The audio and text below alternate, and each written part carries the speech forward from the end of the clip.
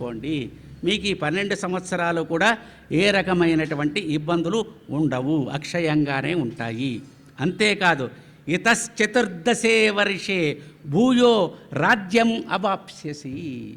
సూర్యభగవానుడే చెప్పాడు. ఏమంటున్నాడు? ఇప్పటి నుండి 14వ సంవత్సరంలో నీవు మరలా రాజ్యాన్ని పొందుతావయ్యా అని చెప్పేశాడనమాట.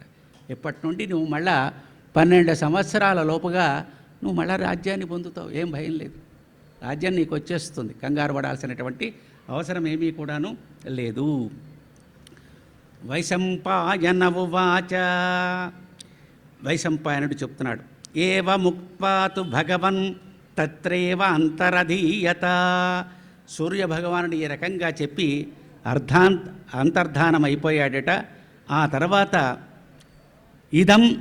ఇమం స్తవం ప్రయతమానః సమాధినా పఠేత్ హన్యోపి వరం సమర్థయన్ తత్తస్య దద్యాశ్చ రవిర్మ మనీషితం తదాప్నుయాత్ యద్యపి తత్సుదుర్లభం. చెప్తున్నాడు ఏమని, ఎవరైతే మనోనిగ్రహంతో ఏకాగ్రమైనటువంటి చిత్తంతో ఈ సూర్యస్తవాన్ని పఠిస్తే దుర్లభమైనటువంటి క్లేశాలన్నింటినీ కూడా తొలగించుకొని సూర్యభగవాను యొక్క అనుగ్రహాన్ని పొందుతారు అని ఎవరు చెప్తున్నారు? వైశంపాయనుల వారు చెప్తున్నారు. మళ్ళీ మనందరికీ కూడా ధర్మరాజు గారి యొక్క కోరిక నెరవేరిపోయింది. ఆయన గారు ఎలా పెట్టాలి అనేటువంటి ఆలోచనకు పరిష్కార మార్గం దొరికిపోయింది. ఎవరు వచ్చినా, ఎన్ని వందల మంది వచ్చినా హాయిగా బ్రహ్మాండంగా పెట్టేస్తాడు ఆ గిన్నెలో. దుర్వాసుల వారు వచ్చారు ఒకసారి పరీక్షిద్దాము అని చెప్పి, ఆయనే ఇబ్బంది పడి వెళ్ళిపోయాడు, అది వేరే సంగతి. ఆ తర్వాత వస్తుంది, మనకి కథలో వస్తుంది. కాబట్టి అంత అక్షయ్యమైనటువంటి ప్రధానాన్ని కలిగించినటువంటి అనుగ్రహ సంపన్నత కలిగించినటువంటి వాడు సూర్యభగవానుడు. ఎందువలన? చేసేవాడిలో శుద్ధి ఉండాలి, చేసేవాడిలో ధార్మికత ఉండాలి. ధర్మరాజులో ధార్మికత ఉండబట్టి మనఃపూర్వకంగా దాన్ని ఆరాధన చేయగలిగాడు కాబట్టి అనుగ్రహం మనకు లభించిందనమాట. మనం ఏదైనా వ్రతాలు చేసేటప్పుడు, దీక్షలు చేసేటప్పుడు ఆహార్యానికి పరిమితం కాకూడదు. ఇవాళ మన వాళ్ళందరూ కూడా ఆహార్యానికి ఎక్కువ ప్రాధాన్యత ఇస్తారు. దీక్ష అనగానే వస్త్రాలు కట్టుకొని బొట్లు పెట్టుకొని బాగానే ఉంటుంది అంతా కూడాను. అది ఎందుకు నిలబెట్టుకోవాలి?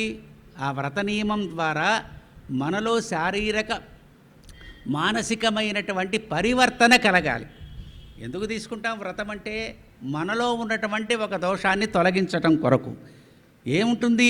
ఏదో ఉంటుంది, కామమో, క్రోధమో, మోహమో, మదమో, మాత్సర్యమో, లేకపోతే అసూయ, ద్వేషమో, ఇలాంటివి ఏవేవో ఉంటాయి మనందరికీ కూడా. వాటి ద్వారా మనకు రావాల్సినవి దూరం అవుతూ ఉంటాయి.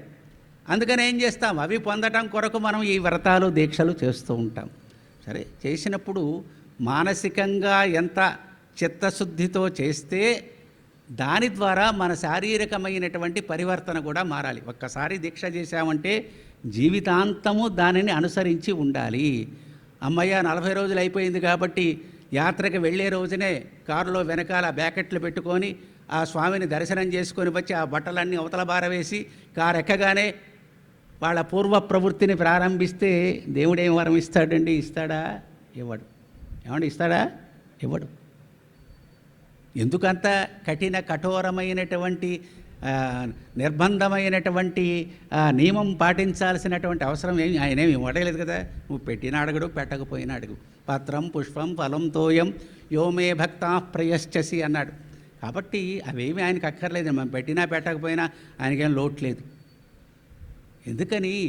మనం పెట్టేది ప్రేమతో స్వీకరించగలిగేటువంటి విశేషం అన్నమాట.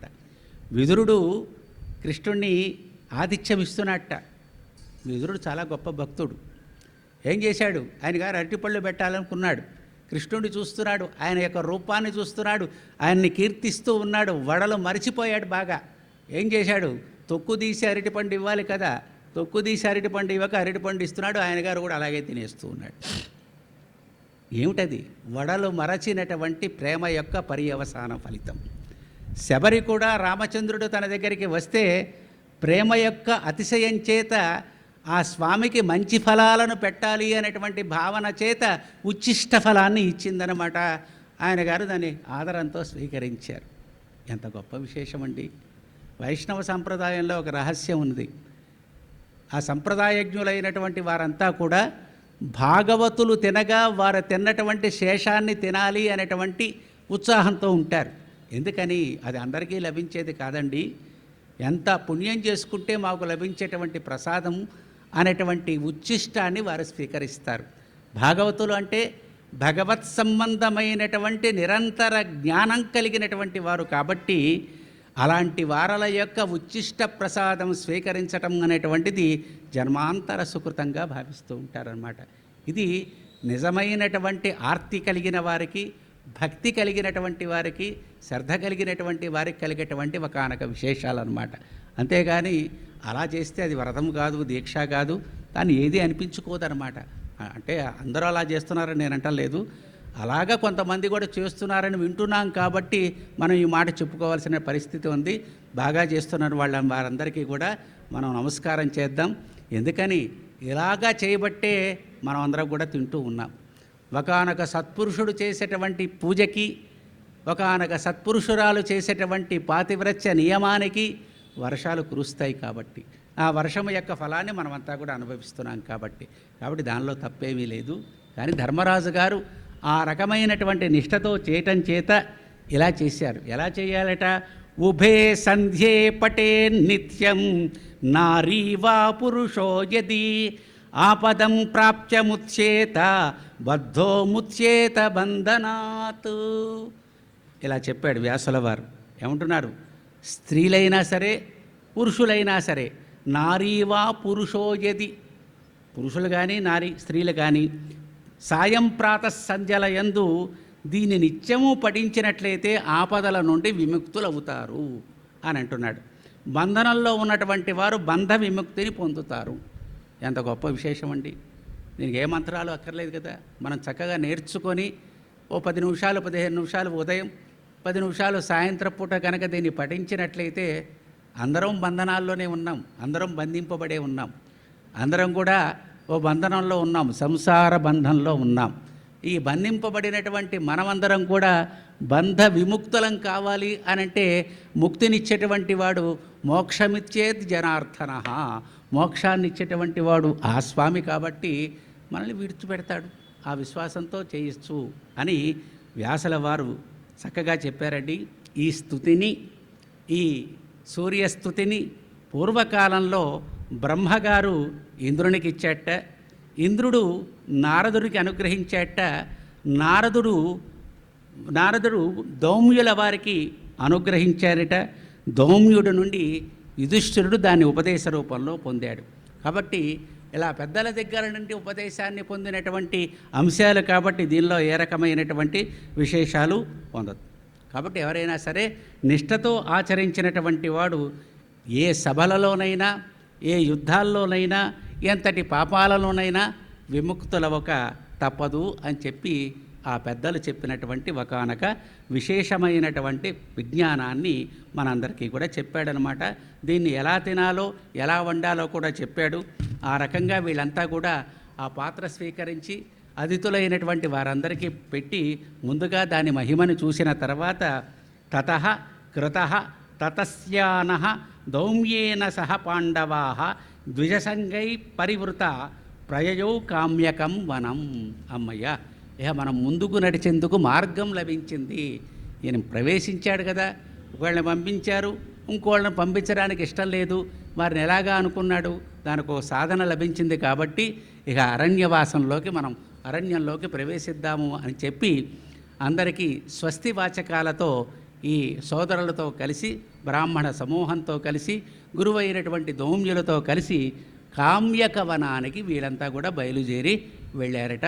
వీళ్ళందరూ కూడాను ఇంతవరకు మనం ధర్మరాజు గారు ప్రాథమికమైనటువంటి స్థితిలో ఏ రకమైనటువంటి స్థితిని కలిగింది, దానికి పెద్దలు ఏ రకమైనటువంటి ఉపశమనాలు చేశారు అనేటువంటి అంశాన్ని మనం గమనించాం.